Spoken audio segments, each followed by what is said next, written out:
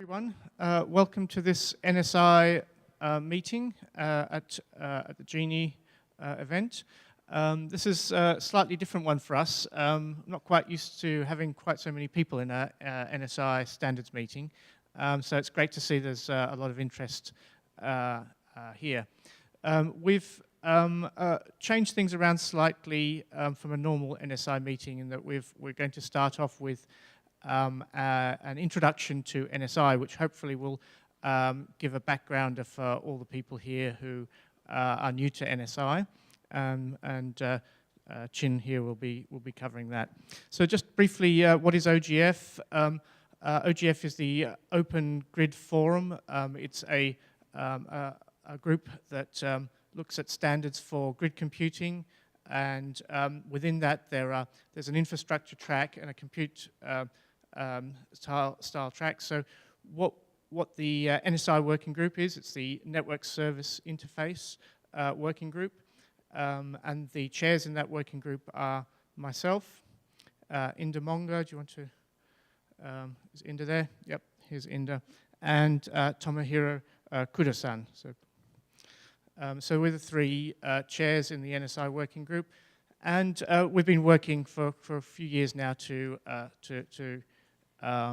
develop this NSI protocol, and you'll find out a little bit more about that over the morning session. So, because this is a standards working group, the normal IPR policies for the OGF apply. So I won't go through those in detail. So NSI, I know it says NIS, but that should be NSI. I apologize for that. NSI. Typo done a bit quickly. Okay, so meetings this week. We've got two sets of meetings this week. There's the meeting that you're in right now, which is from 9 a.m. so now through to 12 or 12:30. Depending how we go, and then there's lunch. And then there's also a series of NSI-related meetings for implementation track of NSI, and they'll be held as part of the GLIF meetings. So there's on Wednesday, so that's Wednesday 13:45 to 14:30. There's an update meeting, and then a session within the GLIF, and then Thursday, 13:30 to 1500. So, yeah, sorry, the days are not closed. So this one's Wednesday. If my mouse comes up, no. So the first one is Wednesday, and the second one's Thursday. Okay, so the agenda for today, we've got a couple of talks. As I mentioned earlier, we're going to start off with a tutorial, which Chin Guok will provide. Chin's from ESNet and has been a very active member in the NSI working group, and he's got a very helpful set of slides which he's going to present, which will really give a good backgrounder. So we look forward to that one. And then we're going to go on to John Macaulay.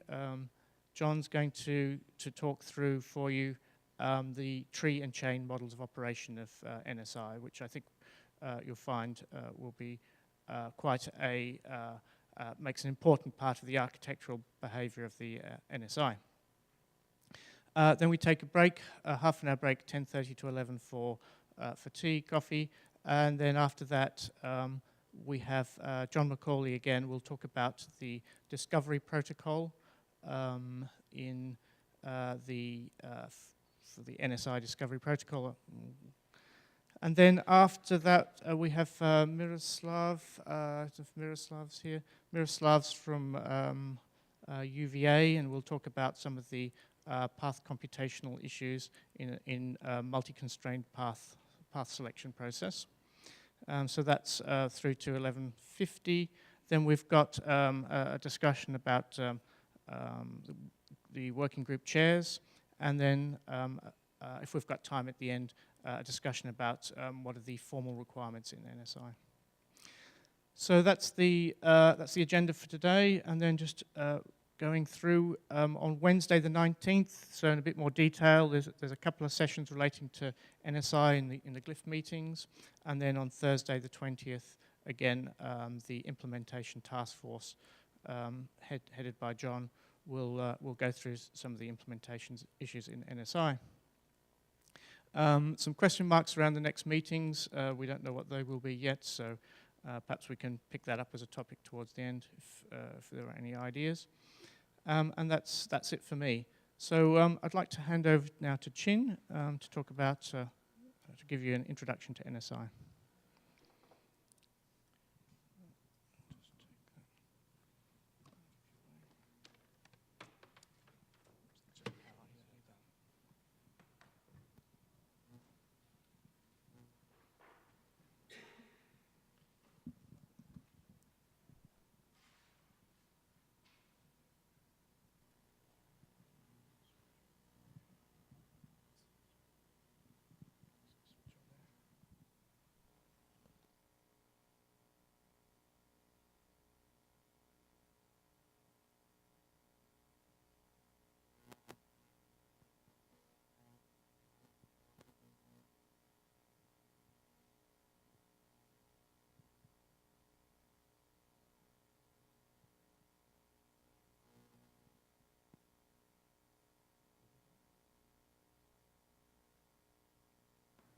Can you hear me?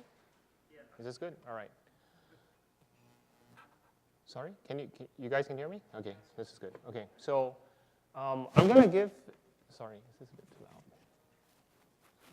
So I'm going to talk about NSI in a nutshell. I think there's been some questions about what NSI is, and we're going to go briefly over some of the design specs and the frameworks that we've come up with.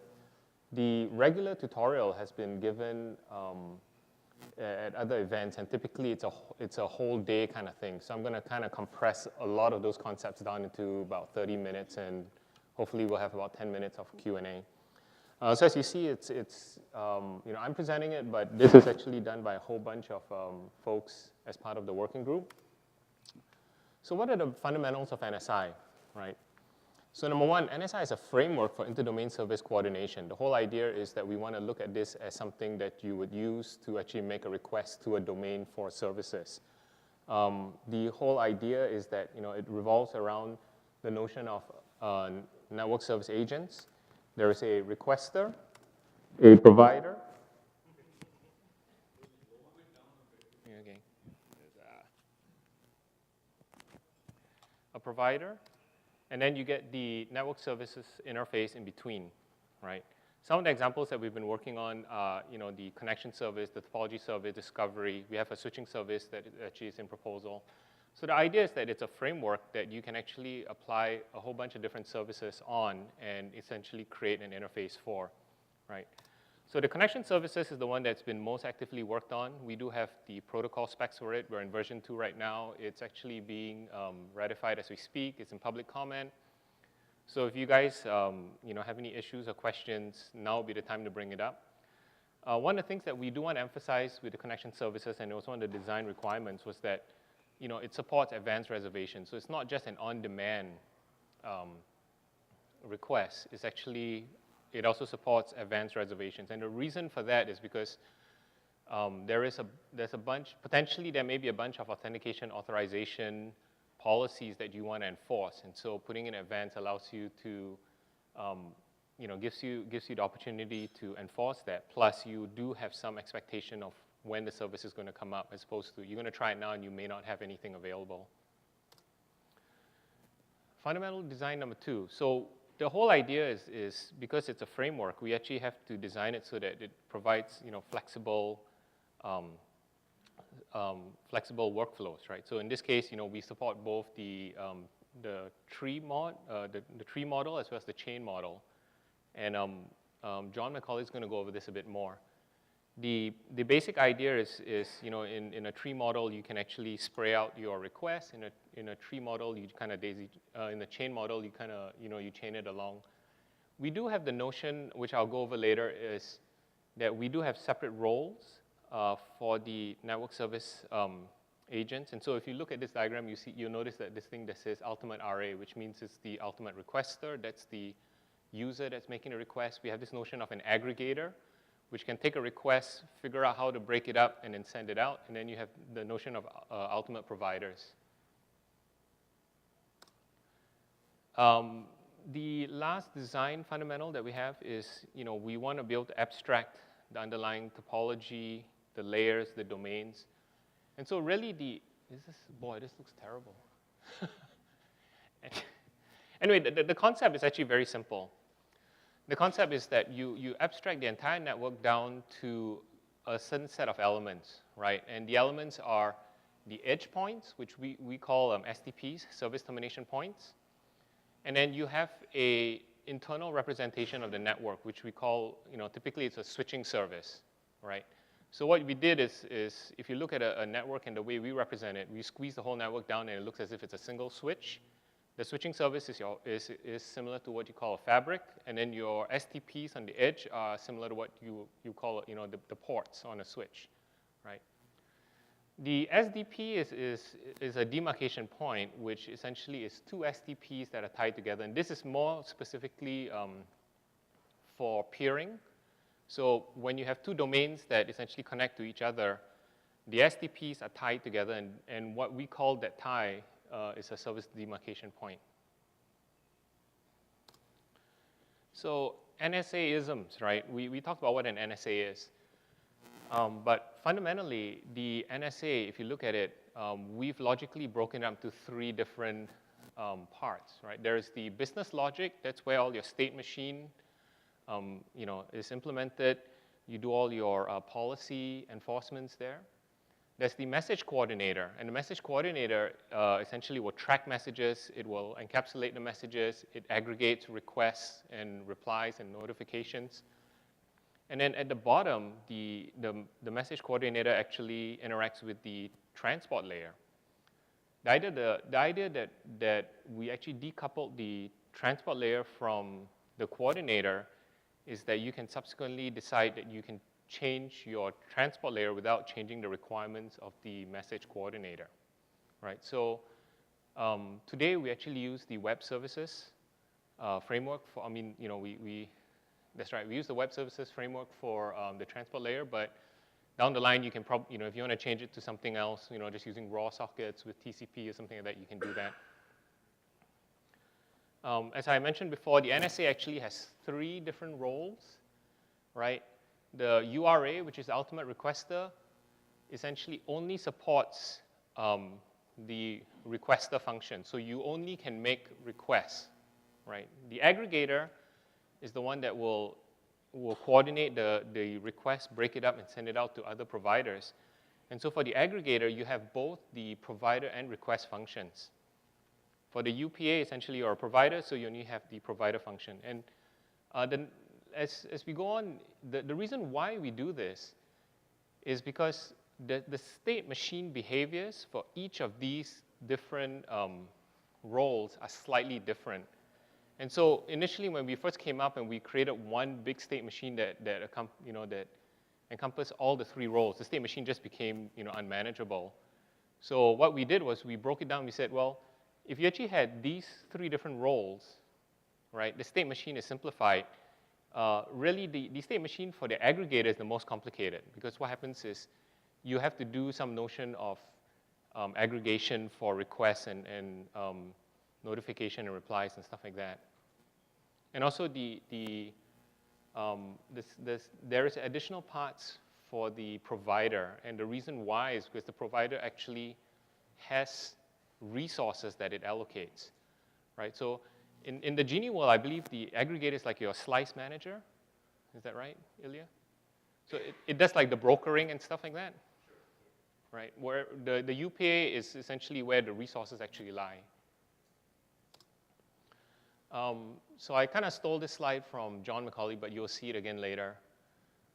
So this is just basically the chain-based model. So because you have the aggregator that supports both the requester and provider agents, even in a chain, you technically do have an aggregator that sits above each of the UPAs. So you don't talk to the UPAs directly because the UPAs cannot pass the message onwards, right? because it doesn't actually have a requester function. In a tree-based signaling model, the aggregators can talk to multiple UPAs because the UPAs do not actually have to forward those messages on. All right, so coming back to the topology, right, this is a little bit more in-depth. So it kind of sums up what I said earlier on, where you have a network. That network is represented by service termination points at the edge, and then you have a switching service in the middle. And it's a relatively simple model, right? Because you don't actually model or represent any of your internal topology. You can if you want to, but the minimum requirement for the NSI is you don't. And the reason why is because you just want to know where your edge services terminate. You don't care about the internals of the network. However, we actually do allow you to represent the internals of the network if you want to do, for instance, like a ERO, an explicit route object, to tell you how you want to route this internally, but the minimum requirements are just the edge points. So I do want to note that the switching service that we talk about here actually represents a switching service of the topology. It is actually completely different from what we call the NSI switching service, which is a whole different, it's a service proposal that's actually being looked at right now, which talks about how do we do multi-domain, multi-point services. So I'm going to go into the connection service, because this is something that we spent years trying to work on. It may not be perfect, but this is what we have, right? So in a nutshell, the NSI connection service is a circuit service. Today, what happens is when you actually request for the service, you actually specify the A and Z points. Those are mandatory. The start and end times are optional, right? And the bandwidth and labels are optional. So the start times are optional. The start and end times are optional because if the behavior of the document says, if you don't specify a start time, it means now. If you don't specify an end time, it means forever, right? I put an asterisk there, and basically what happens is there is some restriction based on the policies of the provider. So for instance, the provider may say, I do not support, on-demand reservation, so you can't put the blank start time, or I don't support indefinite reservation, so I won't support an end time. So this is what the protocol actually says, but really the policies of the provider are what dictate the service that you will get. With bandwidth, that's kind of obvious. So labels, what we wanted to do was to make sure that the protocol is technology agnostic. So in this case, when we say label, the first iteration or the most common most common version that we're using is essentially VLANs, right? So when you make a request, the label actually will specify what VLAN ID you want to use. But the idea is that if you do actually implement other technologies like Sonnet or like wavelengths and stuff like that, then the labels will actually kind of correspond to what the technology is. The reservations that we have is a two-phase reservation, and this was one of the biggest complications that we had because originally we had a single-phase reservation, but we realized that in a tree workflow, you really want to have two-phase because as you start coming down the tree and you start having multiple children, if one child fails, you need to start rolling every child back. So with a two-phase commit, right, the idea is that you actually have less of an overhead if one child fails because you can actually just send the fail commit down. So once again, the first phase is the availability check. The second phase is essentially the commit, right? And in the case of the AIST folks with Kudo-san, I mean, they've actually implemented multi-resource reservation. So they actually included like compute and storage resources as well. We do have this notion of a timeout. We don't specify what it is, but we do actually have a behavior mapped out for what for timeouts in terms of a reservation request. And I'll kind of go over this later on in detail when you see what the state machine looks like. We do actually have a modifier as well. The current protocol doesn't limit you to modifying anything, but from a implementation point of view, which, for instance, like the glyph auto goals and stuff like that, we've basically said for modify, we only allow start time, end time, and bandwidth modification. And the reason why is because if you actually modify a path, it's actually very intrusive, right? Start time and end time and bandwidth, we look at it as, it's going to be non-disruptive, right? If you want to extend your end time, that's fine. Your circuit's up already. You're just going to keep it up longer. If you're going to increase your bandwidth for Ethernet, that's not an issue. But if you change the path, what it means is you have to tear stuff down and rebuild stuff up, which means it's going to disrupt your service. So that's kind of one of the reasons why we actually kept it to just the start, end time, and bandwidth. So we have a bunch of messages, essentially, that we've defined. This is from the request of the provider. So we do support the reserve commit, the reserve abort. Then once the reservation has been confirmed, you can actually provision it or release it, which means you activate the data plane. And then if you're completely done, you can just terminate it.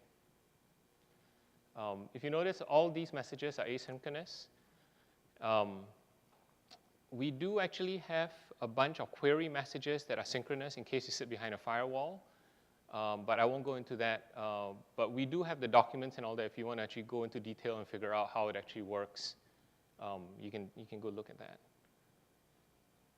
Any questions so far? All right. So we're going to go into the state machines.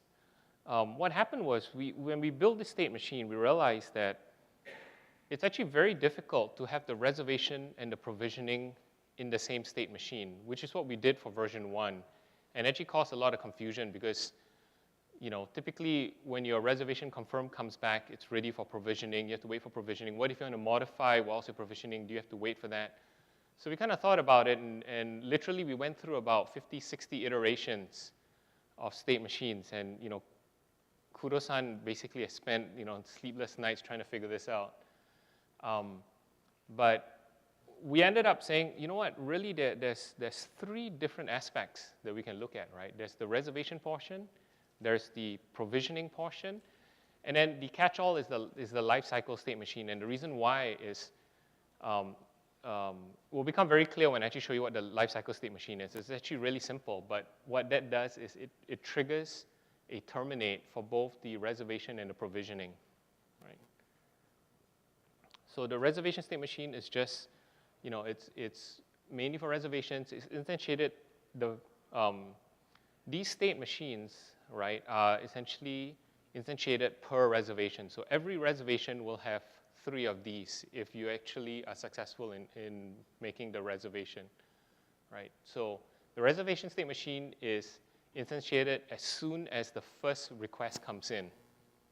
The provisioning state machine really doesn't have to be instantiated until after the reserve is confirmed, because up to that point, you really can't provision something that you don't have. And the lifecycle state machine is also instantiated as soon as the first request comes in, because once the request comes in, if you want to terminate it at some point, the lifecycle state machine is the state machine that will handle that message. Oops. All right.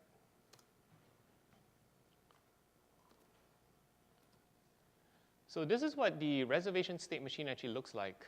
Boy, this looks terrible too. Yeah, I guess the resolution is not that great. But what you notice here is, so you have the green state is your start state. The red states are what you call transitional states. In transitional states, messages will not be processed. And then in the blue states, which are stable states, those are when you will actually take messages in and process it. So any message that comes in a red state essentially gets queued up until you get into a blue state, and then you process it, right?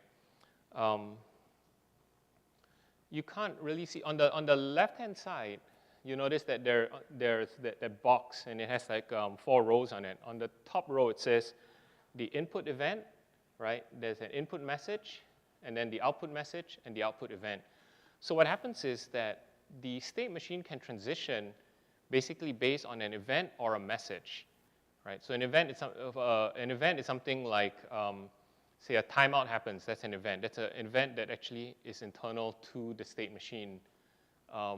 A message, on the other hand, is essentially a request coming in, right? And when that actually happens, typically what you can do is, because if, for instance, if you're an aggregator, you actually have to output certain events. You have to output certain messages. If you have a UPA, you actually have output events that need to go on. So you need to trigger your network resource manager and stuff like that. So I'll just walk you really quickly through it. So if you make a request, right? So it comes in, immediately goes into request checking. Once it determines that your resources are available, it goes to reserve held. At that point, you have the option to commit it with a request, reservation commit request. And then it essentially will commit it, and then it goes back to the reserved start state. So what happens if that doesn't work, right? So you make a reservation request, you go to the reservation held, and then at this point, you decide, really, I don't want it. And so the whole key to this is, if you're in a tree workflow and you go down and you have three of your children basically say, yes, they have it, and you're in reserve held, and one says no. So what do? You basically abort the three that actually held that resource so that you can roll it back, right? Okay. If for that one child that you couldn't get resources, this is the workflow. This is the workflow for it. You essentially go to reserve checking. It says it's not available. It stays in the reserve failed state, right? And the reason why is because if you need to query, the only way that we can tell what the state of the state machine is by a query. And so if you're in a transitional state and you do a query, right, it potentially may not give you the result because it's holding that request. But once you're in a stable state, you get a reply back. And so you need to be able to know when your reservation actually failed. And so when you query the reservation state machine, you'll see a reserve failed.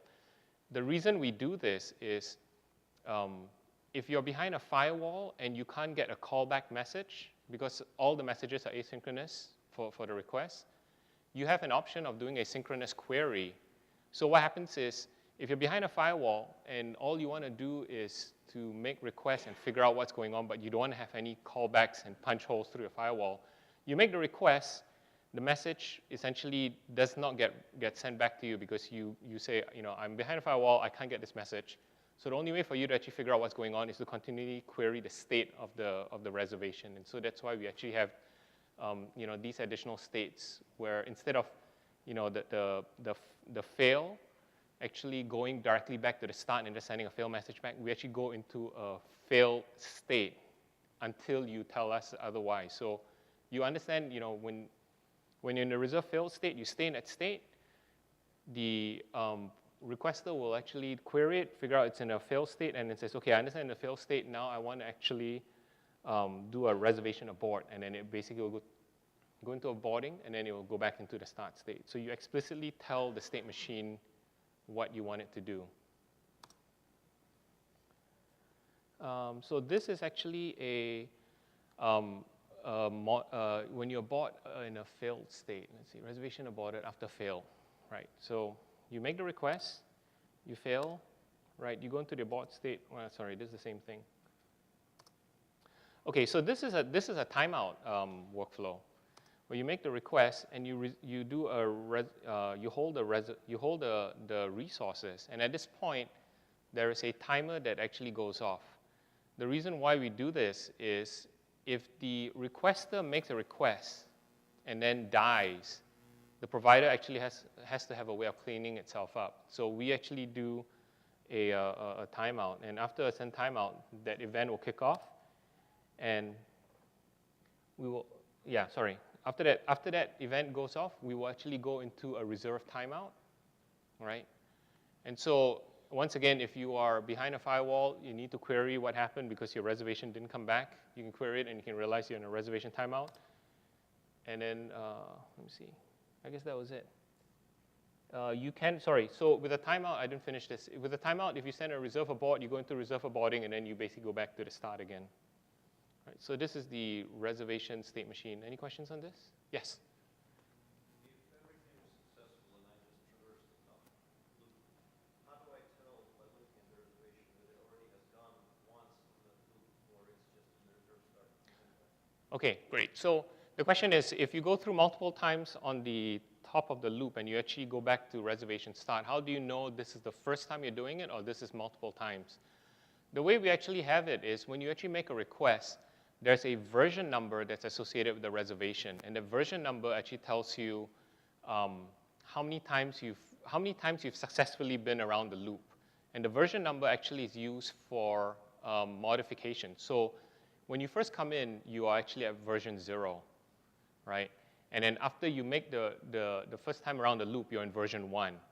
If you subsequently do a modify and you go around the loop again, you're now at version 2. And the reason why we do that is not only to figure out how many times you're around the loop, but the version number actually will tell you, will tell the provisioning state machine, right, which version of the reservation to actually activate, right? And so there's this interesting idea where because the state machines are actually different, right? If you completed the initial reservation, you're in version 1, right? And then you say, okay, go ahead and provision it, right? The provisioning state machine will activate the last confirmed version that's in the reservation state machine. So what happens is now the provisioning state machine says, okay, great, I'm going to start provisioning. I'm going to activate version 1. Immediately after you send a provision, now you actually go in and you say, I'm going to modify this. And so what happens is it may take a few seconds, it may take a few minutes for your provisioning state machine to actually activate the reservation.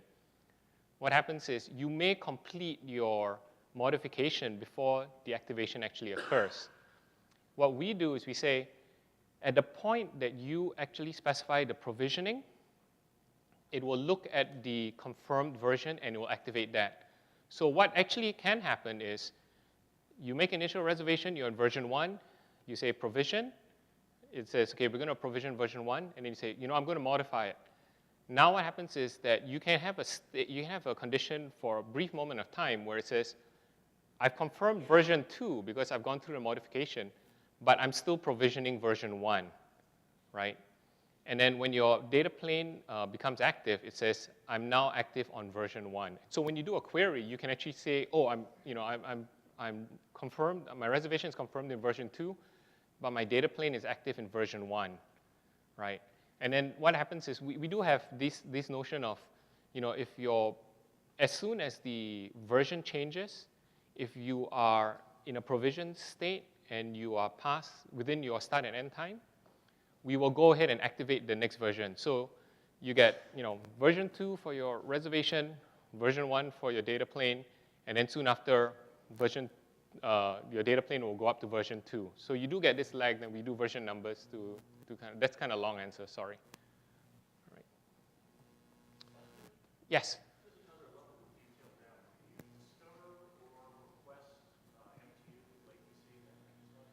The answer is yes. I'll come to that later. We decouple that information, and we have this notion of a service document.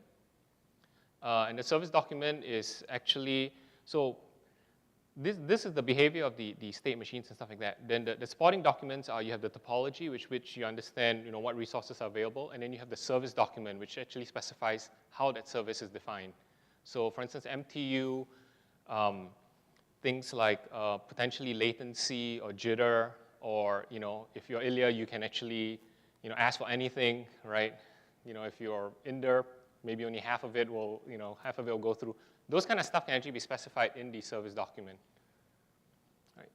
The provisioning state machine is actually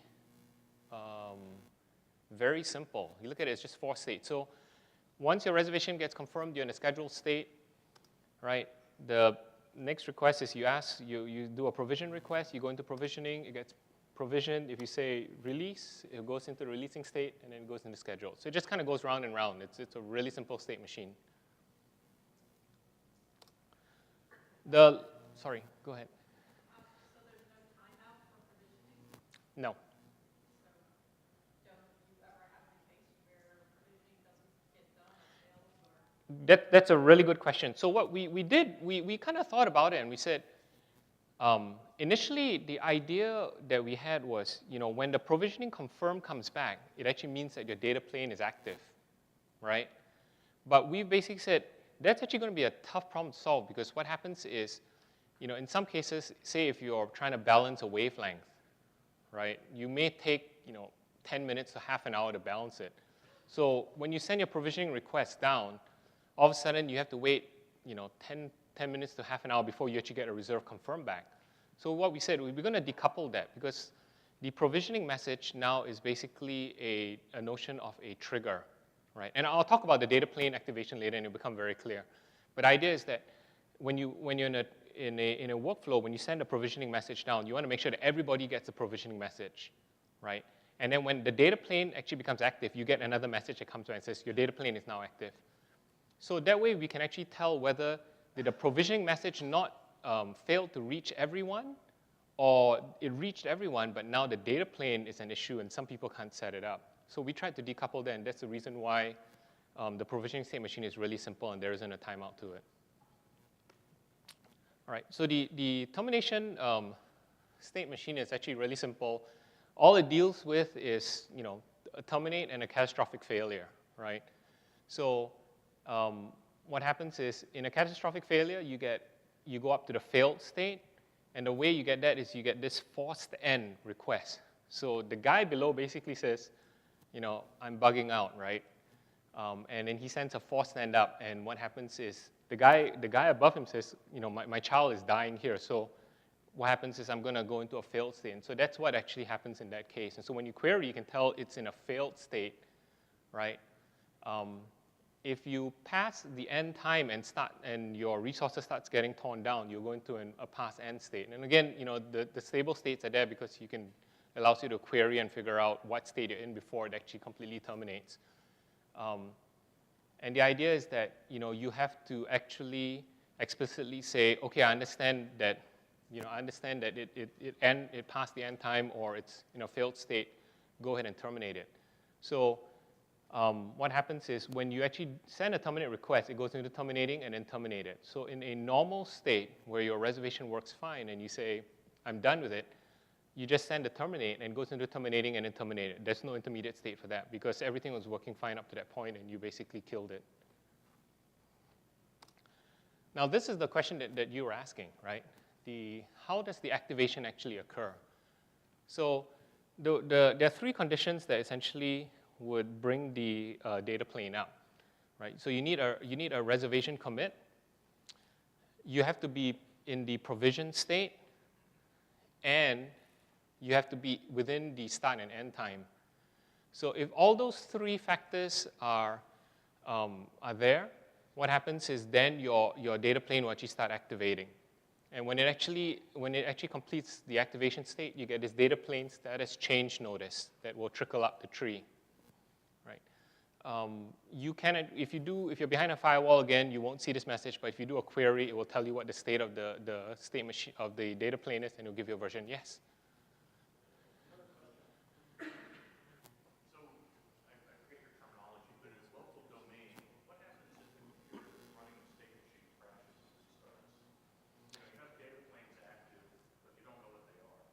Right.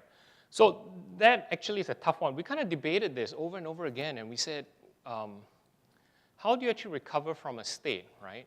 How do you recover your state once you come back up if you lose it completely? And the short answer is we said there isn't a very clean way of doing it. You can ask your neighbors or you can ask your parent if you actually know who your parent are, things like that. But the fact is that can you trust them, right? So the short answer is no. So we basically said that if you cannot recover a state, right, at that point, what happens is that you just completely fail, right, and you clean yourself up. There really isn't a good external recovery method,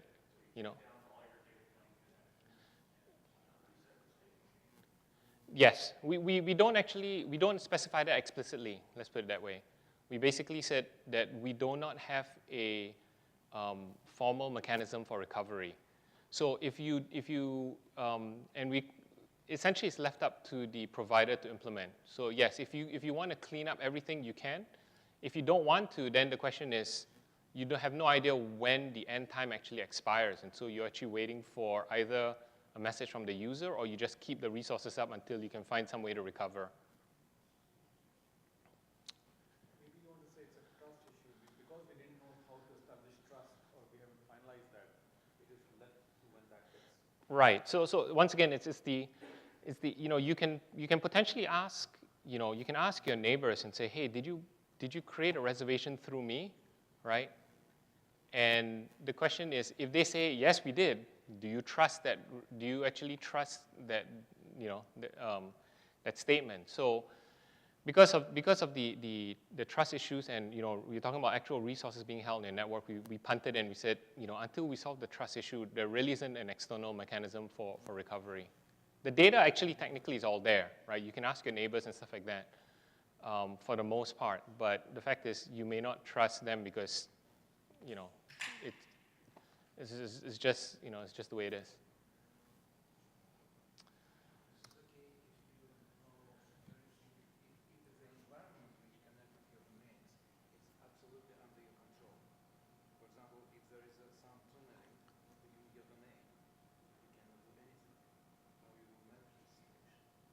Say that again, I'm sorry? For example, if you have two domains, which you would like to control with your state machine, Okay. and the environment which connected your two domains, not under your control. Right. So like tunneling, MPLS, or something like this, how will you manage this situation? So the question is, if you actually had the domains that you make requests to that are not under your control, right? What we've defined is that if you are in the provider role, an ultimate provider role, you actually manage your resources through a network resource manager. So there might be an intermediary that sits in between. The NSI actually specifies messages that come into your network, and then anything below that essentially is up to your control. So the trust actually is only based on the requester and the provider, right? And then the provider will actually have its own set of trust between that agent and the NRM, the Network Resource Manager. So it can actually, for instance, trigger off MPLS, LSPs, or things like that within the domain, right? So the key is that we break the trust at the boundaries, right? You can't access anybody's domain. All you can do is you can knock on the front door and give them a message. But beyond that, that's all you can do.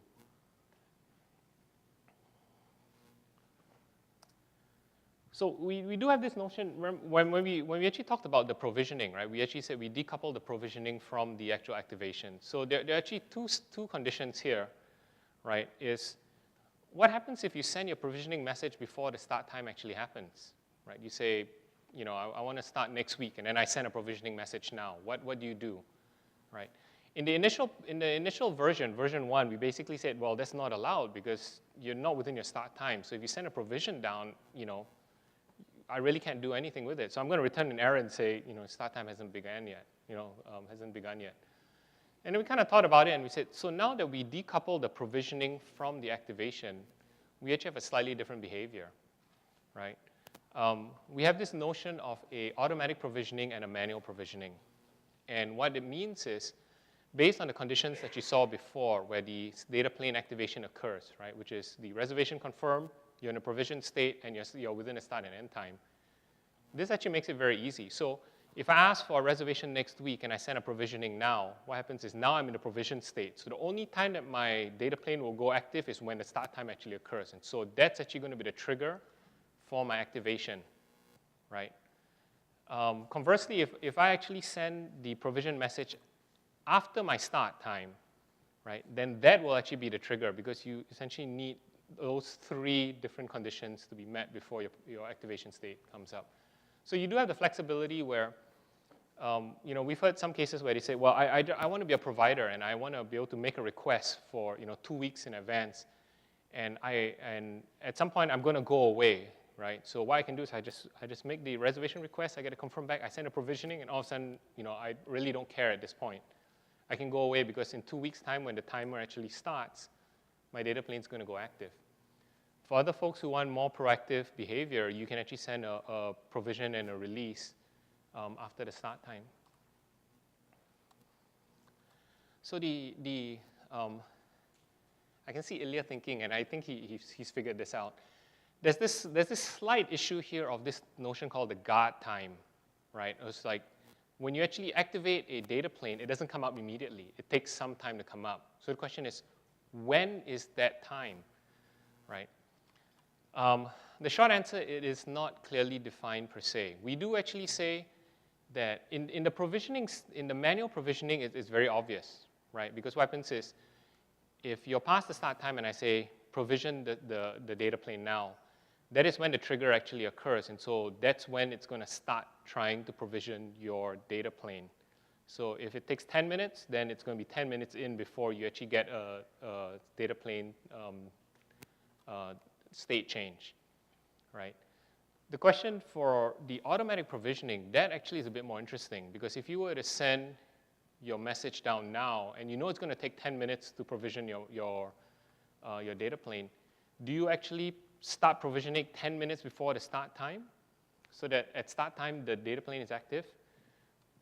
So that actually is not completely clear. And in the case that we've said is, that's really part of your implementation, and you can actually define that in your service document, where you can say, this is the service I provide. You got to give me a 10-minute head start to get the data plane active, or it's a 30-second head start. So when you make a reservation, be aware that if you want to actually have it start exactly at 1 o'clock, you need to ask it at 12:59 and 30 seconds or something. All right. So this just kind of goes through more or less the sequence of what I said. You send a provisioning before the start time. The data plane gets active only at start time, and then at the end time it gets torn down. In the manual provisioning state, you essentially send the provision. The start time actually occurs first. You send the provisioning message. Before end time, if you decide you want to release it or terminate it, you can send a message, and then at end time, essentially nothing happens. If you do not send a message before end time and end time comes up, immediately your reservation gets cleaned out. Yes? Isn't the reserved resources released at end time? While the terminate may not release the resources, you could provision it again.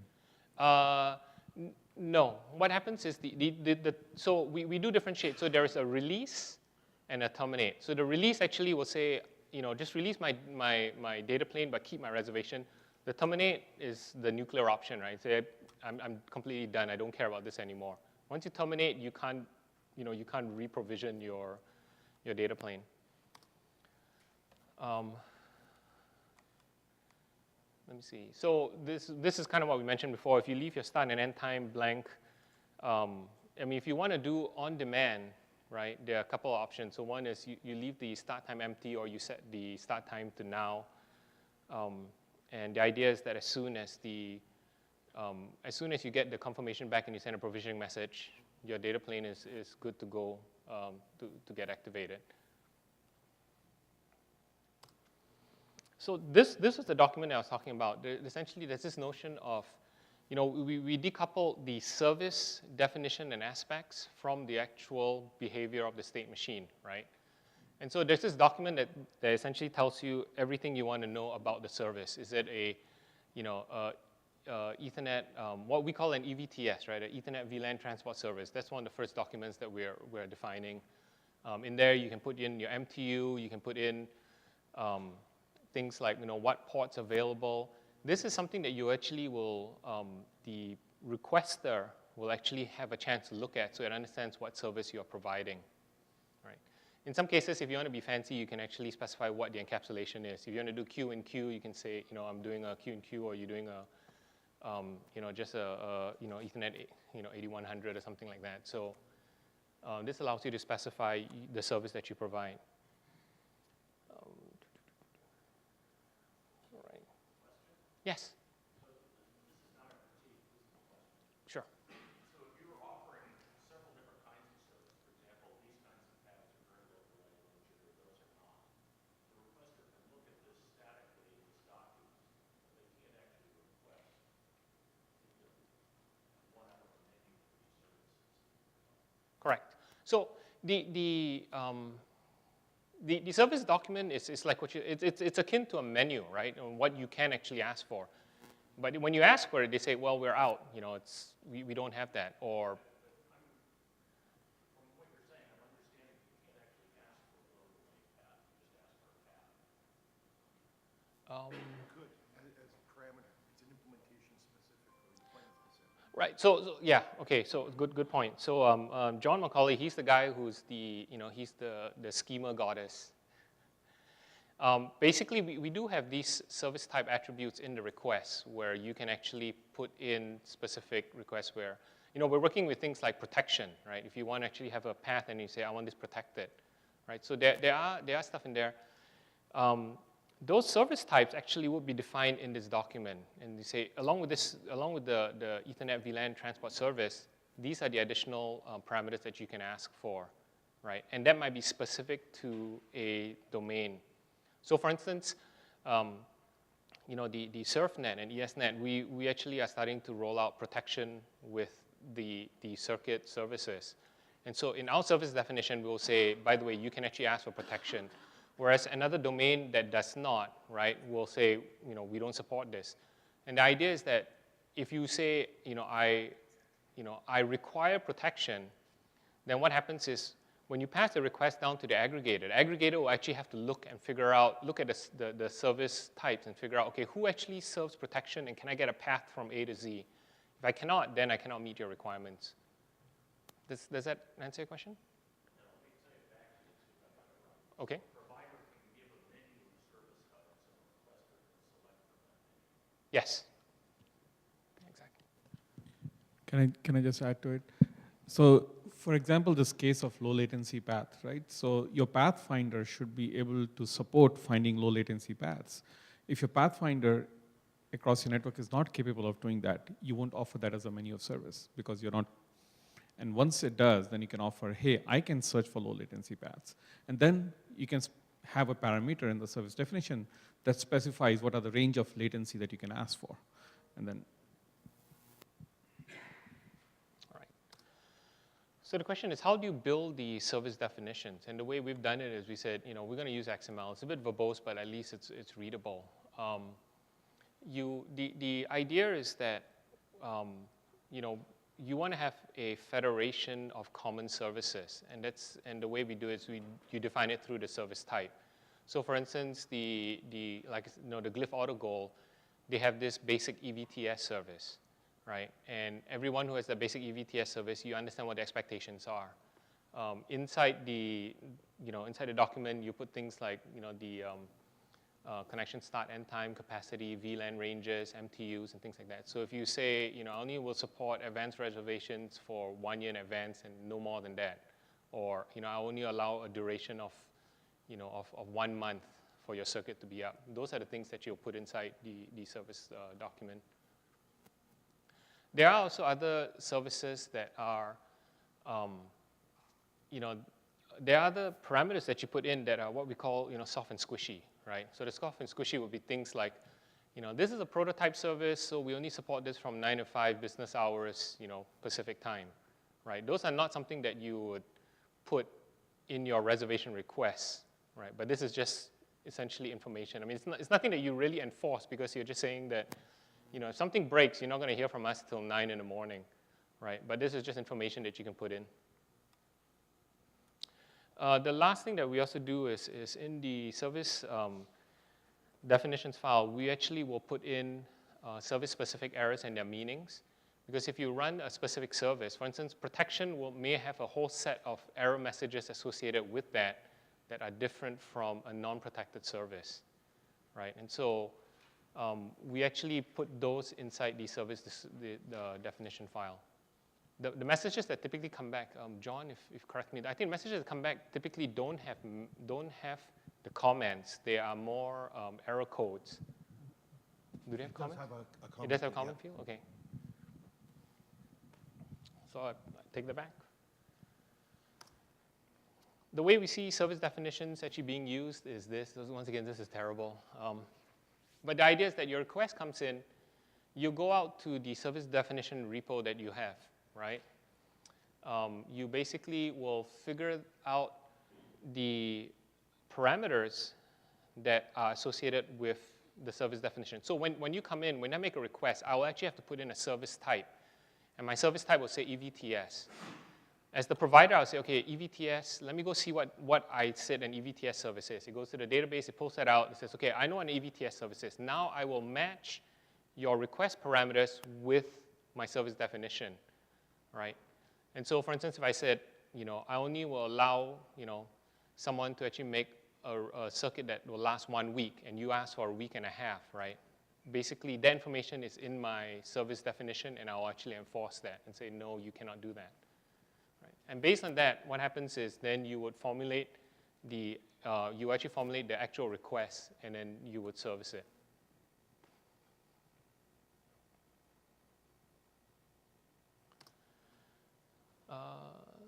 So we're actually doing pretty good time. So I'm just so we have about 7 implementations right now of an NSA. You notice it's kind of spread across the US, Europe, and Asia. We have a bunch of deployments, some in production networks, others in prototypes, others in labs.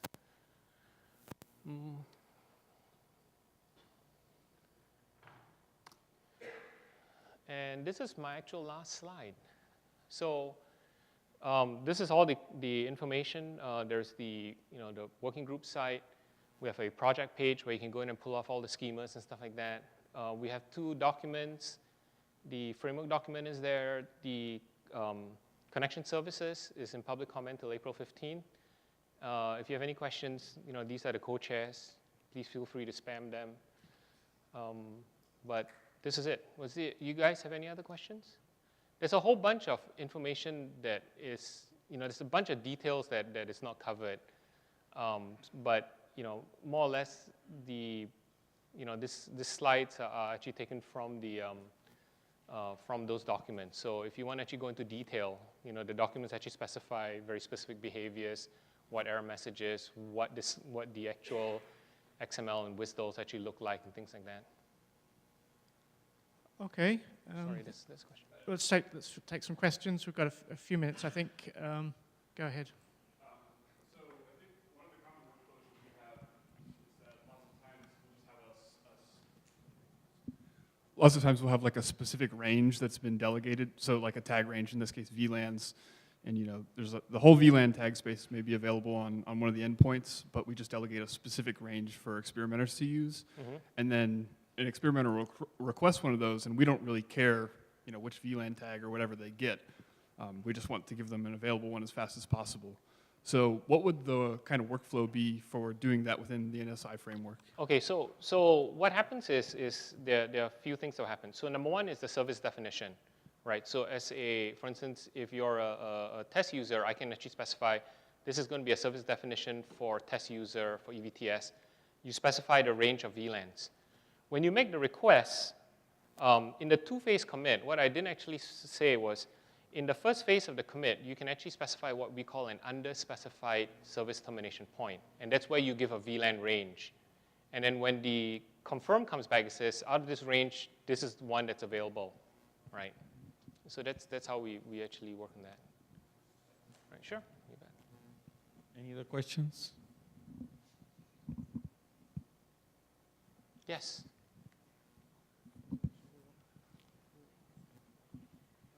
Can you say a little bit about the credentials that are used for this? Because I know that's a whole other thing, but a lot of people here don't know about that. Okay, yes. Boy, I was hoping to kind of avoid that, and that's why you didn't see any of this in there.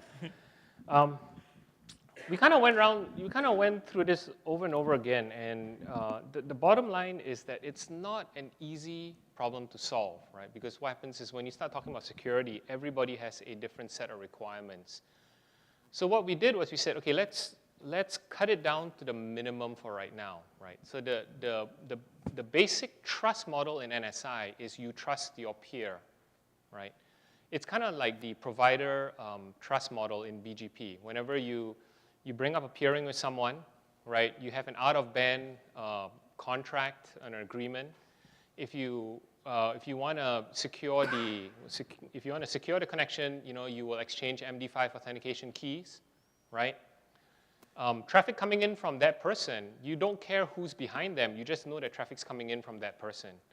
And so it's the same idea that we kind of implemented where we say, you trust your peer, you will exchange keys. It may be that your key is signed by some known CA. It may be that I have a self-signed key, but the agreement to actually accept the keys are done out of band.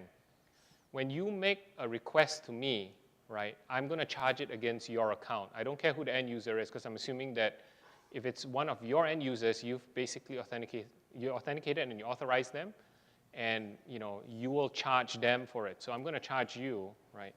And that kind of, it's basically transitive trust at that point, because it may be a chain that's 3 or 4 domains, and so each domain will just charge back to the requesting domain, and at some point, you expect that person's going to charge the actual user of the request.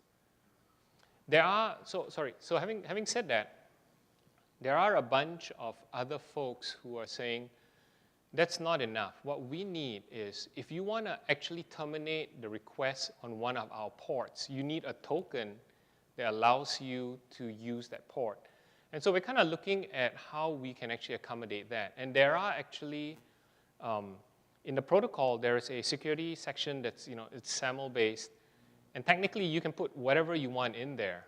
But the requirement is that, number one, you have to define it in the service definition so that the person who makes the request understands that if they want to actually terminate your port, they need to have a credential to use that port, number one. Number two is you really have to trust the upstream guys, because the trust is actually on a peer-to-peer basis, but it doesn't mean that if I start changing the information inside the message, is there a way that you can tell? Because the end user doesn't sign it. So you can't tell it's actually coming in from the end user. So that's one of the issues that we have. And we said, right now, it's the basic trust that you can count on is peer-to-peer. Anything else inside the message, you cannot count that it may be from somebody else you don't know, but all you know is who's actually asking, who's making that direct request to you. So, it's kind of a hand-waving. Since the intermediate domains disaggregate the service request and reform it when they ask their peers, you cannot ensure that the original credential gets passed over all the time. It could be, they may replace it with their own credentials. Sorry, so there was a question? Was it? Yes? I can yell also. So you were describing chain mode. Yes. Right. How about tree mode? The transitive trust thing really does not sound good, basically. So in the tree mode, I mean, essentially what happens is the basic trust is still between the requester and the provider, right? So with an aggregator, you're right, it actually makes it more difficult, because potentially an aggregator may be just an entity that's sitting out there that doesn't actually have any resources attached to it. So the way we actually see an aggregator is potentially an aggregator might be an instance of a federation. So for instance, the LHC1 community might have an aggregator that they put up. They sign the keys for that. And for the providers, they will say, we will actually accept any requests from the LHC1 CA. And so when the LHC1 aggregator actually sends a request down, we will process it based on that. But you're right. I mean, inherently, if you just set up an aggregator, you have no idea who this person is. It has to be associated with someone because there's some trust level. But the key thing is that every peering request has to be brought up ahead of time, right? So if you bring up an aggregator and you want to be able to use a certain set of providers, you need to go individually with each one of them and set up a peering agreement with each one of them ahead of time. And that's done out of band. So if you don't have a peering agreement, essentially your request will fall on the floor. So it's not the ideal, but that's kind of one. It's a process enforcement issue. Yeah. And if there is something in Genie that we can leverage, we would be happy to learn in that stead. So if you want to replicate your aggregators for capacity and scaling reasons, are you able to do that, or do you end up having to set up manually out of band, set up a separate relationship for every dynamic instance that you've got for scaling? That's actually a very interesting question. So the question is, if you actually wanted to create multiple aggregators, right? So the question is, the short answer is I don't know. It may be that you have an aggregator in the cloud which uses the same credential, which at that point means that your trust relationships are still held. I'm sorry, John had something to say? So is the question, so obviously you're free to deploy as many aggregators as you want and administratively set those up, but are you talking about duplicating the same certificates and config between the two without having to do any additional provisioning? Okay. So we definitely support the first one where you can add as many aggregators as you want, but you set up the peering relationships. I guess it comes down to the mutually authenticated TLS and the certificates.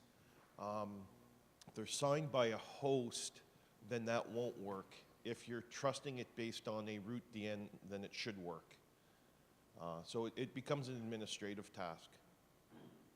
You will have to, however, you will have to give it a different NSA ID just for routing purposes. I think Brian's question is, sometimes you want to bring up the same aggregator across multiple hosts because that's how you will scale up the processing. It's like a distributed controller problem. And does the distributed controller look like one entity, or does it have to be separate entities based on the host number of copies of host you run, which means that each of that copy must have set up peering relationships ahead of time manually for that to work? That really, from what you just said, that comes down to a software architecture problem, right? If I wanted to build an aggregator that could run on multiple virtual machines to scale, I can do that. But if you wanted to set up two physically separate aggregators within the protocol, then they'd require separate NSA identifiers, so you wouldn't be able to support it that way. Brian, does that help answer your question? Offline, okay. I have another question. So does this model of the aggregator and the peering set up in advance imply that the aggregator could actually be owned by anybody and run as a service? Or are you assuming that aggregators are owned by a trusted organization or one of the places that are peering? I don't know. The short answer is yes. Anyone can set it up as long as you bring up a trust peering with your provider. So it does. We don't. Right. So the key is that once again the basic is the request the provider trust. So anyone can actually bring up an aggregator, even a third party that is unknown, as long as they can get a trust relationship built for the request that they want. And in fact, They would go out to all the providers they wanted to match. Yes, they'll yes, so it's essentially they will have to talk to every provider and create a individual peering agreement with each one. The stage where you do the peering, which is just between providers, and then there's the stage where you do your arrangement with your aggregator or one or more aggregators. yeah. Actually, theoretically, you can deploy an aggregator that only talks to other aggregators. So if there are a couple aggregators configured that have their own providers, then you could just peer with them. Right. And they'll propagate the messages on for you. Okay, should we, perhaps we can move on. Okay, thanks, Chin, for that very informative presentation. I think that's given everybody a good introduction to NSI and the concepts behind it. And I'm very pleased to see very active audience participation and some great questions, which is a great sign. You're all well engaged and interested in NSI, which is fantastic. So John's going to now run through the short presentation that will bring us through to the coffee break, which is on the tree and chain models of operation of NSI.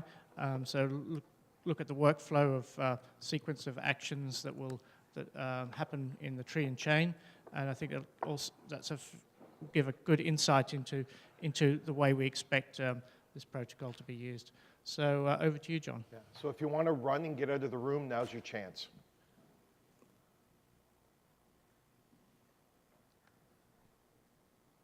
Okay.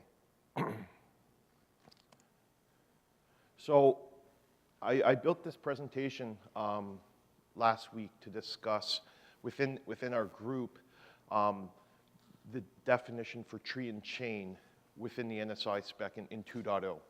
It may be a bit different than you understand how a chain model works, for example, in existing signaling protocols. So we just wanted to make sure in the NSI architecture we had it properly described from what we did. So some of the NSI values that we tried to achieve, we wanted to completely decouple the signaling plane from the data plane. Okay, so in normal signaling protocols, you typically have to have your signaling entities are directly associated with data plane resources, and they have to be in the data path in order for those to work. So in our situation, we wanted to handle the capabilities where we could deploy these NSAs anywhere in the network and have them do advanced pathfinding and do reservation requests without actually having to own any resources. Okay, so that was one of the keys. The ability to perform centralized pathfinding with a complete view of intradomain topology. We wanted to be able to let the applications determine their path through the network. So in our case, our aggregators, based on an entire view. So if I wanted to do diverse path, I could build diverse paths using the topology going through multiple dispersed networks. Okay, that was a key. The other thing we wanted to do was allow for interlayer routing. So be able to go between layers up and down the stack as you went. And in order to do that, we viewed having a full view of the topology was the best way to do it. By providing these capabilities above, we wanted to facilitate the advanced network resource flows. So be able to, when you build network-aware applications, be able to take the entire view of the network and coordinate the resources as you want them. And then we wanted to support both a tree and chain-based signaling deployment option. So those were the key values when we started working it through. So some of the basics, as Chin described, and a lot of, obviously is going to be a repeat of what he said. So an aggregator NSA has restricted peer connectivity, okay? Because we're setting up peering relationships, we don't expect you, if you have 1,000 networks, to peer with all the 1,000 networks. You're going to peer with a specific subset, and then as long as you can get full connectivity, the protocol will support it, okay? So you don't have to go through the effort of fully interconnecting your network. In 2.0, our authentication is mutually authenticated TLS, so you're exchanging your certificates, you're setting that relationship up, okay? And the fallout from that is the signaling plane graph is not fully connected, okay? So you can reach all the peers within the signaling plane, but it's not a full mesh, okay? So here's our chain-based signaling as you saw in Chin's slide. So basically the aggregator sends the request to the head end, sorry, the URA sends it to the head end aggregator. That aggregator can send it to at most 2 adjacencies. One, its local UPA, so the entity that's associated with the network resources, okay? And then it propagates it on to an adjacent aggregator that is physically adjacent in a data plane, okay? And then likewise, it can do that propagation to its local UPA for the local resources and then hand it on down the chain.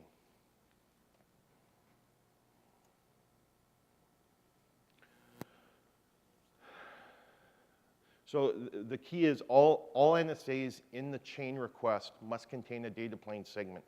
Okay, now that is a restriction within chain that we don't have within the tree model, all right? An NSA must have a peering relationship with all data plane segments that's connected in its network, okay? Whereas in the tree, we don't.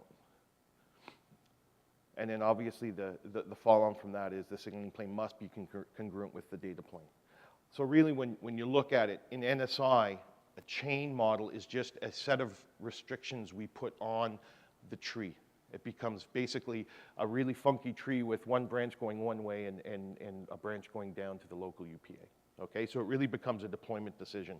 And in current deployments, we have, some groups have deployed a network exclusively using chain. They don't support tree. And then that became a local policy decision to simplify their network deployment. All right, so they were able to do that using the existing software. So in NSI 2.0, we support two routing models, source-based routing and hop-by-hop, okay, for the chain mode. So in this case, you can see our URA on the far end that represents the end user is going to do a path request into his local aggregator, specifying I want to interconnect STP-A through to STP-F, okay? The local aggregator passes that off to its pathfinding function and says, I want to connect A to F. In this situation, he has a global view of topology, okay? So in 2.0, it's assumed everybody has a global view, all right? We'll talk about some of those restrictions a little bit later on. But he basically does a loose path calculation and says, okay, I know I can get through to the end STP-F by going through my adjacent domain in network 2. So what I'm going to do is I'm going to do path resolution. The local segment is AB that I'm going to use. So I send a connection request to my local UPA for connect A to B. And then what I do is I basically underspecify the next one. So instead of saying, here's the full path, all I'm going to say is, can you connect C to F? All right? So C being the ingress point on his network. Now the key here is we're using the topology to guide the path down, but we also resolve it to figure out this SDP here. So basically B, we know is connected to C through topology, so I reformat the request and pass it on, okay? And as it goes down the chain, each PCE resolves its segment and then underspecifies the next segment until it gets to the end. So B and C are hard connected for all time. That is a physical adjacency, okay? Now you can have tons of service endpoints over those adjacencies, okay? But that's basically saying between these two networks, I have this service demarcation point, meaning that it has qualities like if you have your service definition files, and that SDP offers that service. So if you've defined an Ethernet transport service that uses VLANs, then that SDP says, I'm willing to meet that service requirement for you, okay? How it's done is implemented by the UPA. From a pathfinding perspective, all I know is I've got these networks connected. They have these interconnections between them that'll meet a service requirement for me. So I'm just guiding the path. Okay, that's just the path. Provisioning can come later and do something with that. So, yeah, so when I send that path reservation request, that AB, down to the UPA looks and it says, okay, he wants A to B. That's, from my perspective, maps onto an Ethernet service with VLAN 1780, okay?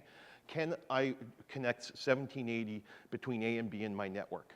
No, there's no resources, you reject it. That feedback goes to the pathfinder. The pathfinder says, I'm going to exclude that segment and recalculate, okay? If it comes back and says, yes, I can do it, then it says, okay, I'm going to pass that request down to the next node, and then he tries it. If he fails, its PCE can try an alternative path. If not, then it has to reject it back down, and the head end recalculates, okay? So the key here is, in NSI, we had a lot of painful discussions over it because we're all network people, and we're all thinking bits and bytes. We are trying to back up and say, okay, we want to be able to create these abstract services that get implemented in the network using a specific technology.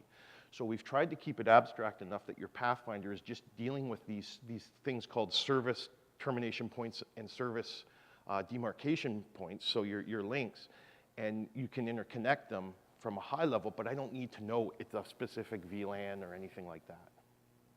Okay, so that lets pathfinding handles that. Under the covers, the UPA, when it sends it to the local provisioning system or whatever, it needs to understand the details, but high up, the higher level software, the applications don't need to know. And then source routing requires the same data, except in this situation, the head end is providing the entire path. So it's fully resolved the path that it wants to take, and then it basically passes that downstream. Now, in the NSI the protocol itself is decoupled from the services that are offered. Okay, so you can define new services and do the service definitions, and they can be deployed on the existing 2.0. So in the case of The current specification, we have an additional document called point-to-point service, which basically gives you the building blocks to deploy a point-to-point service, okay? It is decoupled from the 2.0 protocol itself. So if you wanted to define a new service, so let's say there was a group of 5 networks that wanted to offer something that was completely different, you can define a new service definition with a service schema, deploy that in your NSAs, and then offer that to your end users, okay? Now in the case of the point-to-point schema for chain, we have something called an ERO, which is an explicit route object. So when the head end does pathfinding, it can say, okay, I'm going to specify the full connectivity of STPs through the network. And as I signal that down, if you can't satisfy the request I have, you need to reject it, okay? So the head end in this case, it does a full resolution. It says, okay, my local segment's A, B, and I know I want to go C, D, E, F. So I pass C, D, E, F to the adjacent network 2. It does pathfinding. It says, okay, I can interconnect C, D locally, and then I'm going to propagate EF down to the next chain. And then he resolves his local EF segment, and he commits it into the network. Okay? Now, the follow-on from this is, and the reason that I built this document was we were defining the topology and discovery distribution protocols, okay? And the way the NSI works is we've got the core connection services protocol. Then we have something called NSA discovery, which basically advertises an NSA's capabilities, okay, which networks it manages, which interfaces it supports, versions of those interfaces, which capabilities it has. So is it an aggregator? Is it a UPA, so an ultimate provider? We need to know that information in order to understand who I can send requests to. So basically, in a chain model, you only require your direct adjacency discovery documents from an NSA perspective, because that's the only people I'm communicating with. And I have a restricted topology deployment, so I always know I can reach the network I'm connected to through my adjacent connectivity. And then in the case of both our hop-by-hop and our source-based routing, we need a full view of the interconnected interdomain topology to make those decisions. Now, although this was not in NSICS 2.0, we have a group of people working in Europe working on a vector-based solution. So basically what they've done is they said, okay, well, I don't want to do full end-to-end path-based routing. I just want to make hop-by-hop decisions similar to BGP. So what they've done is using the existing infrastructure, they said, okay, I'm going to restrict discovery to only be my adjacent nodes. So I'll learn their NSA information. So I'll know what networks they're managing. And then I'll ask them for their local topology, so I can figure out how the SDPs are connected between my networks and theirs. So they build that up for everybody they're connected to directly at the data plane. And then what they've done is, because our protocol is extensible, they've placed the vector-based calculations for adjacency. Actually, they're using distance. They're not using path vectors. So they're basically calculating using distance vectors. They stick that in the NSA discovery document. So when their NSAs discover the adjacent nodes, they also get back their routing information. And then they can make their hop-by-hop decisions without having a global view. Okay, so they've used the existing protocol to extend it to their specific deployment. And what they've effectively done is add additional restrictions on their deployment to constrain what information needs to be there. Okay? And then I've talked about the information they require.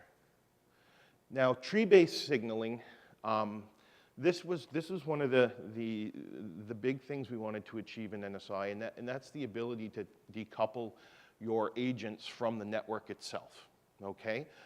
So in this case, you can deploy hierarchical aggregators, you can have them set up in a chain as you saw previously, you have all sorts of deployment options, but the whole idea here is, for example, the top level aggregator could be deployed at a university, it could be deployed at any site that wanted to be able to run their own pathfinding, wanted to be able to have their piece of software stand alone and be managed by themselves, okay?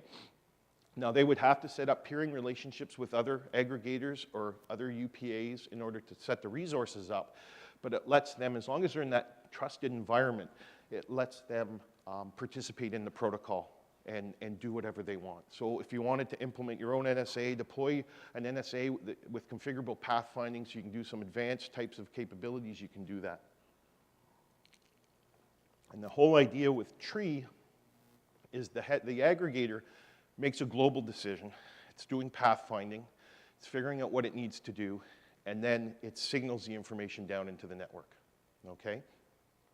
If you notice in this scenario, in order for me to know how to get to, let's say, the UPA associated with this network here, the E and F endpoints, I need to know how to route that, okay? How do I propagate that through the network? So now not only do we have data plane connectivity, we have signaling plane connectivity. So we have signaling plane topology that's described in the NSA discovery documents. And what it lets me do is build a routing graph so I can pass my messages through the network. So the top aggregator, once it does its path computation, can say, okay, how do I get to the network on the left? Well, I can do a shortest path on my signaling, go through the aggregators, and get there. Okay, so we have an additional level of capabilities on top of that, which allows us to, once again, restrict the connectivity. So from a tree-based solution, a service request can be initiated to an aggregator NSA anywhere in the network. Okay, so it doesn't matter if it's head end, tail end, in the middle, up on top, somewhere else. Any one of them can get that request, do the resolution. And one of the neat things about NSI is you don't have to do full resolution. You could just do partial resolution and pass it to another set of aggregators and let them do additional resolution for you. And we have some people, some of the universities have deployed, the NRENs in Europe have deployed aggregators that are pretty simple. They basically said, okay, is this for my local network? No, it's not. I'm going to propagate it to an adjacent aggregator that has more intelligence. So they know that aggregator will service their requests in full, so they basically have a stub aggregator. It advertises itself as an aggregator, but all it does is it basically says, if it's not for me, I'm going to pass it to this guy over here and let him do it. So the other guy will do all the heavy lifting. An aggregator involved in the connection reservation does not have to be associated with any network resources involved in the creation, okay? Which basically means, oh, actually, it's on the third point. I'll get to that there. So we've talked about that. A reservation request can be propagated to as many NSAs as it traverses down the signaling tree to get to a UPA. So there's no restriction. You can propagate it. It can go down 3, 4, 5 levels before it hits the end resources, okay? But the key is the next bullet point here. Every aggregator or NSA that's involved in handling that message is also involved in the connection reservation, okay? I may not, as an aggregator, have any resources associated with that reservation, but because it's traversed me, I'm maintaining the state machines, okay? Because as the events flow back up the tree, they're gonna come through me. I need to update my state machine and then pass them up. I may be aggregating for multiple paths below me, so I'll have multiple children propagating to me, and then I'll have to propagate that back up, okay? So the URA is always only talking to the adjacent aggregator that initiated the request to, and that aggregator is summarizing all the information from the network, okay? So not only is the tree flow downwards, the event flow is upwards, and it comes out at the single point at the top. Question? No, okay. I talked about the delegating it lower down the tree, and we've talked about the administration policies. Okay, and then I think this is the second last slide. So basically in this scenario, for a tree, there's 2 ways of doing a tree. You can either do it sequentially or you can do it in parallel, okay? Some people, we have different implementations handle it differently, but in this scenario, I did it sequentially just because it's a little easier to follow. So as with the chain, the RA sends the request in for AF to its local aggregator. That resolves it. In this case, it's done a full path computation, resolved it into 3 connection segments, okay? Now it's going to use its signaling plane topology to resolve the path to the UPAs associated with those segments, and then basically it sends the messages down to the next adjacent aggregators. So in the case on the left, we have AB propagating down the left side of the tree. The local, that aggregator does path computation again, sees that AB is associated with network 1, so it propagates it down to the UPA on the left-hand side, and that connection segment will get set up. On the right-hand side, you have two separate reservation requests go down the tree. Okay, that's a key, because that aggregator above the UPA in network 2 and 3 is going to have two separate reservations. It doesn't even know they're really related except for a global reservation ID, so it treats them as two separate reservations. So the first one, CD, it goes to its aggregator, it sees that that needs to be resolved down to network 2, and it passes that request down to network 2. If CD could be finer, resolved to a finer granularity, then that aggregator can do it as well, but in this case, since the diagram's pretty simple, it just passes it down to network 2. And then in step 12 up there, EF gets propagated down to AG. It does pathfinding and determines that it's going off to network 3, okay? So that's the flow downwards. Now, when you get your provisioning requests flow down and the activation happens, the activations are going to be coming up from your UPAs to your aggregators. Each aggregator updates their connection segment and propagates it up to the parent. Okay, so that basically you'll get 3 activation notifications that the data plane resources have been provisioned. They'll get propagated up, and the aggregator will eventually be told all the segments, reservation segments, are active. I'm going to tell the URA that they're ready to go. Okay, yeah. Okay, so I think we're running a bit over schedule at the moment into the tea break, so perhaps we can hold off the questions. If you've got specific questions, you feel welcome to come and talk to any of the yeah, if you want to come up here, I'll do them now. If you want to wait till afterwards, we can. Or we can, yeah, just come and talk to any of the chairs, and we'll pick that up. I'd really rather stick to the schedule and give people a chance to have a coffee break. So how are you going, John, there? I'm good. One more slide? Well, I was just going to talk about the information, which we've already basically said that basically not only does from a discovery perspective, the NSA needs to know its peers, it needs to know the discovery documents for all NSAs in the network, so it can build a full signaling plane topology, as well as determine which nodes in the network are aggregators, so it can propagate messages to. Okay, so it's building that routing tree. Obviously, it needs a full view of network topology because it's doing this intelligent, full end-to-end routing. There is a situation, an aggregator can hide information behind it. So if, let's say, you have a large network and you've deployed 3 or 4 UPAs inside that network, you can put an aggregator in front of it and have it basically advertise one single network to the outside world, even though internally there's multiple network components being used. All right, so it can do some summarization there as well. That's it. Great, thanks, John. So let's just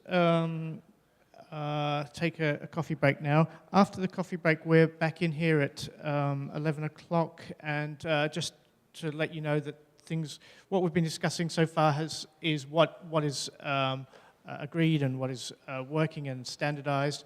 What we're going to be talking about after the coffee break is stuff that hasn't yet been standardized, so it'll get a lot more technical, a lot more for insider view. So you are welcome to stay after 11, but do expect it to be a little more technical. All right, see you at 11 then.